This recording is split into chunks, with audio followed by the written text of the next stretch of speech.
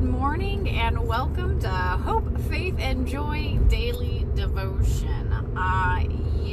So my day has already been a little crazy. I locked myself out of the church. I had this awesome idea that I would do our devotion from church this morning, and so I've already locked myself out.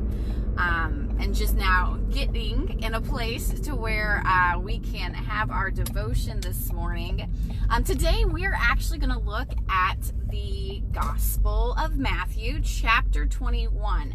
And it's one of the longer chapters in Matthew. So we're not going to spend all morning on it, but we will take a few minutes to take a look at what's going on in there. And what we find in this chapter is that to Jerusalem and ride on the donkey and get into Jerusalem, and what we find is people are all cheering for him. They are so excited. And so he rides in on a donkey, and not everybody knows who he is, but they're all already just there, excited to follow. And I found it interesting that not everybody knows who Jesus is, but they're celebrating him as their savior. And then, of course, you know how quickly that all changes. Within a week's time, these same folks are going to be putting him to the cross. And so Jesus begins doing his lessons. We also find in chapter 21 that he also clears the temple. Now, if you remember last week, he had an opportunity to go against the tax collectors in the temple, and he didn't. But today, it's time. He's ready to fight that battle. And so he goes in there and he upturns all the tables and moves everything around. And so, and then after that, we have some interesting more things that happen. After he's cleansed the temple, he then goes in and he sees that there is a fig tree that is not bearing fruit. And he curses this fig tree, and it withers up and dies.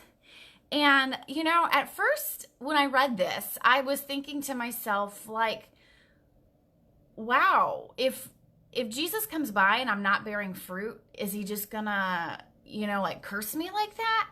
But what he then says is he tells the disciples that if they have the faith and no doubt, they'll have the same power to do that. And I'm like, oh, well, it's not so much about the curse of the fig tree, but about the power of faith, of what it can do, which is pretty interesting. So then, as this chapter 21 continues on, we find that he's at the temple again, and the priests and the elders of the temple start to question Jesus's authority. And they ask in verse 23, by what authority are you doing these things? And who gave you this authority? And so Jesus kind of puts it back at them. He says, I'll ask the question of you.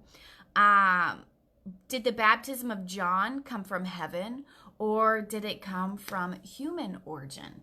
And of course, the priests are like, okay, they're going to think about, if I say that he's from heaven, then why didn't we believe him? And then if he's human, we're going to upset everybody who says that he was a prophet. And so they just kind of come up with the answer, I don't know. And so then after they play that out, Jesus pretty much goes, and John was from heaven, and you didn't believe him.